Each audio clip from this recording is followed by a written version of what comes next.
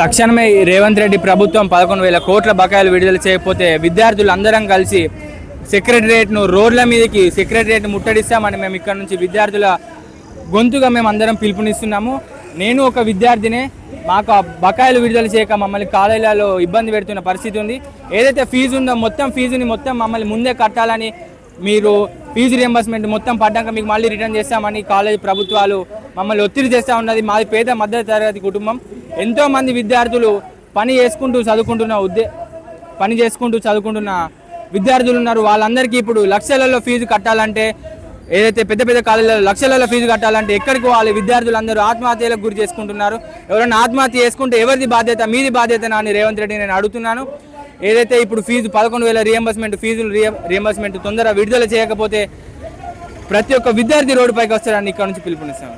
గత 3 సంవత్సరాలుగా గౌరవనీయులైన ముఖ్యమంత్రి హోదాలో, ఒక విద్యాశాఖ మంత్రి హోదాలో ఉన్న గౌరవనీయులైన రేవంత్ రెడ్డి గారికి చెప్పేది నేను ఏంటంటే, 11,000 కోట్ల బకాయిలు ఇంకా కూడా రియంబర్స్మెంట్లు, స్కాలర్షిప్లు ఇంకా కూడా రిలీజ్ చేయకుండా 3 సంవత్సరాల నుండి ఏం చేస్తుంది ప్రభుత్వం? ఇంకున్నదే 2 సంవత్సరాలు. 250 కోట్లు అట్లా విడుదల చేస్తా అంటే ఎట్లా అన్న? ఎట్లా ఉండేది? కాలేజ్కి పోతేనేమో కాలేజీలో వాళ్ళేమో బస్ పాసులు ఫార్వర్డ్ చేయం, మీరు మొత్తం ఫీజు కడితేనే మేము బస్ పాసులు ఫార్వర్డ్ చేస్తాం, మీరు కాలేజీకి రాకపోయినా పర్లేదు, మీరు ఫీజు కట్టారు ఫస్ట్ అని అక్కడ కాలేజీ వాళ్ళు డిమాండ్ చేస్తారు. ఇక్కడ మేమేమో కాలేజ్కి పోవాలి, పని చేసుకోవాలి. మేము డబ్బులు లేకనే మేము గవర్నమెంట్ కాలేజీలలో ఫీజు రియంబర్స్మెంట్ గవర్నమెంట్ ఇస్తుందని చెప్పి మేము కాలేజీలలో చదువుకుంటా ఉంటే, గవర్నమెంట్ ఇంకా రియంబర్స్మెంట్లు రిలీజ్ చేయకుండా గత 3 సంవత్సరాల నుండి ఏం చేస్తుంది? ప్రతిపక్షంలో ఉన్నప్పుడు రేవంత్ రెడ్డి గారు ప్రశ్నించారు, కనీసం ఒక్క విడత కూడా రిలీజ్ చేయలేదు. ఇంకా కూడా మాకు వచ్చే 5,000 స్కాలర్షిప్, 6,000 స్కాలర్షిప్తోనే మేము 6 నెలలు గడుపుకుంటామన్నా. ఆ 5,000 స్కాలర్షిప్ పెట్టుకొని బీసీ హాస్టల్లో జాయిన్ అవుతాం. ఆ 5,000 స్కాలర్షిప్లు లేవు, ఈ రియంబర్స్మెంట్ లేదు. ఏందన్నా కాలేజ్ వాళ్ళు ఏమో డిమాండ్ చేస్తారు, మాకేమో కాలేజ్కి పోవాలని ఉంటుంది. బస్ పాసులు 2,000 ఫార్వర్డ్ అయ్యారు కాలేజ్ వాళ్ళు.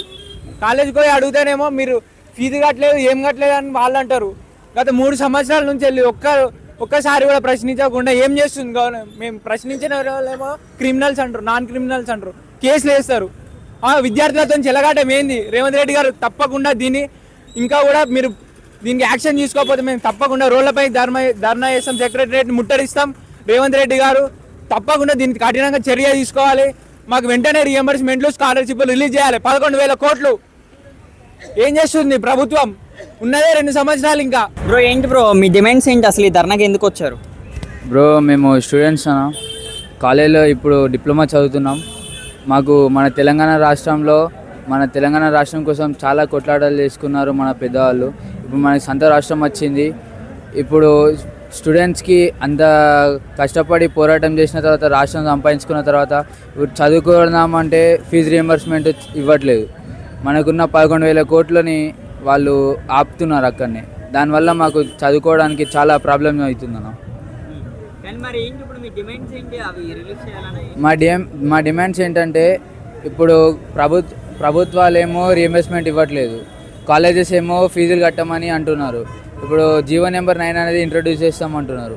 అందులో స్టూడెంట్స్ ఖాతా వేసుడు ఎందుకన్నా? డైరెక్ట్ మేనేజ్మెంట్లోనే ఇస్తే అయిపోతాయి వాళ్ళకి, కాలేజ్ వాళ్ళకి. మాకు ఇస్తే ఏం లాభం వస్తుంది? ఇప్పుడు కాలేజ్ వాళ్ళు అంత పెద్ద కమిటీలు ఉండి వాళ్ళు డిమాండ్ చేస్తేనే వాళ్ళకే ఇస్తలేరు. మేము స్టూడెంట్స్ మేము ఇప్పుడు ధర్నా చేద్దామంటే మాకు చదువుకోవడానికి టైం వేస్ట్ అయిపోతుంది. మేము ఎట్లా ధర్నా చేయాలంటే మాకు కాని ముచ్చట. ఆ మనీ ఇస్తే మేము చదువుకుంటాం కదా, అది మా డిమాండ్ అన్న. అవి తొందరగా చెల్లించాలనేది మా డిమాండ్. అస్సలు లేదన్న. చేసేది అంటే ఏదో ఈ 3 సంవత్సరాలు ఎప్పుడో చేస్తాడు అన్న. ఇప్పుడు ఈ 2 సంవత్సరాలు ఉన్నాయి. మెల్లమెల్ల సాగా తీసుకొస్తాడు. దాని తర్వాత ఎలక్షన్స్ అని అటే వెళ్ళిపోతారు. మమ్మల్ని వాళ్ళు పట్టించుకుంటారు అన్న. మన పవన్ కళ్యాణ్ గారు మన కోసం ఆలోచిస్తున్నారు. మన కోసం ఈ వేదికని వాళ్ళు ఇచ్చారు. జనసేన పార్టీ మనకి సపోర్ట్గా ఉంటుందని మనకి భరోసాని ఇస్తున్నారు. కాబట్టి జనసేన పార్టీ పవన్ కళ్యాణ్ గారు వస్తే మనకి ఎంతో కొంత మేలు జరుగుతుందనేది మా అభిప్రాయం. డిమాండ్స్ ఏంటంటే, ఇప్పుడు చాలామంది ఇక్కడ ప్రభుత్వ పాఠశాలలో చదువుతున్నారు, అలాగే ప్రభుత్వ కళాశాలలో చదువుతున్నారు. వాళ్ళందరికీ అనేది ఏంటంటే, వాళ్ళ ఫండ్స్ అనేది రిలీజ్ చేస్తే, వాళ్ళకి ఇచ్చేటి వాళ్ళ స్కాలర్షిప్స్ అనేది ఇచ్చేస్తే వాళ్ళు కాలేజీల్లో వాళ్ళకి సంబంధించిన కాలేజెస్లో కట్టేసుకొని వాళ్ళు సర్టిఫికేట్స్ని తీసుకుంటారు. ఇప్పుడు వీళ్ళు ఫండ్స్ అనేది రిలీజ్ చేయబోగా వాళ్ళకి ఏంటంటే చాలా ఇబ్బందులు కొనసాగుతున్నాయి. వాళ్ళ సర్టిఫికేట్స్ వాళ్ళ చేతిలోకి అసలు వాళ్ళు ముందు తరగతులకు వెళ్ళలేకపోతున్నారు. వాళ్ళు చాలా బాధపడుతున్నారు. ఎందుకంటే వాళ్ళు కూడా పోరాడి చాలా అలసిపోయారు. కొంతమంది అయితే వాళ్ళ చదువును కూడా పక్కన పెట్టి వేరే చోటల్లో పనులు వెతుక్కుంటున్నారు. వేరే ప్రాంతాల నుంచి వేరే జిల్లాల నుంచి వాళ్ళు ఇక్కడ ఈ ఉన్నత ప్రభుత్వానికి ఇక్కడ వచ్చి వాళ్ళు చదువుకుంటున్నారు.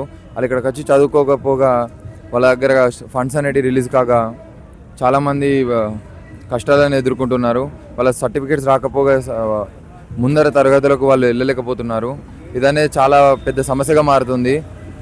ప్రభుత్వం అనేది దీన్ని కొంచెం తన బుర్రలో పెట్టుకొని వాళ్ళకు కొద్దిగా తెలివిగా ఆలోచించి వాళ్ళ ఫండ్స్ అనేది రిలీజ్ చేయగలగా కోరుకుంటున్నారు. రేవంత్ రెడ్డి గారి పరిపాలన విద్యారంగంలో బాగలేదు. స్వయంగా ఈ రాష్ట్రానికి ముఖ్యమంత్రి ఆయనే, అలాగే విద్యాశాఖ మంత్రి కూడా ఆయనే. కాబట్టి విద్యాశాఖ మంత్రిగా రేవంత్ రెడ్డి గారు, ముఖ్యమంత్రిగా రేవంత్ రెడ్డి గారు విద్యార్థులను పట్టించుకొని విద్యార్థుల సమస్యలు పరిష్కరించడంలో తెలంగాణ రాష్ట్రంలో విఫలమయ్యారు. అందుకోసమే వాళ్ళు అధికారంలో రావడానికి ప్రధానమైన కారణం అభయాస్తం గ్యారంటీల పేరుతో ఇచ్చారు. ఆ గ్యారంటీల్లో రియంబర్స్మెంటు, స్కాలర్షిప్ అనేది కూడా ఒక అంశం. మేము అధికారంలోకి వస్తే ఫీజు రియంబర్స్మెంట్ గతంలాగా పెంచిస్తాం, అలాగే స్కాలర్షిప్లు పెంచిస్తాం. ఇది మా ముఖ్యమంత్రి అంటే వాళ్ళ రాజశేఖర రెడ్డి ముఖ్యమంత్రిగా ఉన్నప్పుడు తెచ్చిన పథకం ఇది. కాబట్టి మేము తీసుకొచ్చిన పథకాన్ని మేము ఎట్లా చేయం కదా, అందుకే మేము దీన్ని అమలు చేస్తామని చెప్పారు. కానీ అధికారంలోకి వచ్చిన తర్వాత ఇప్పటికీ సుమారు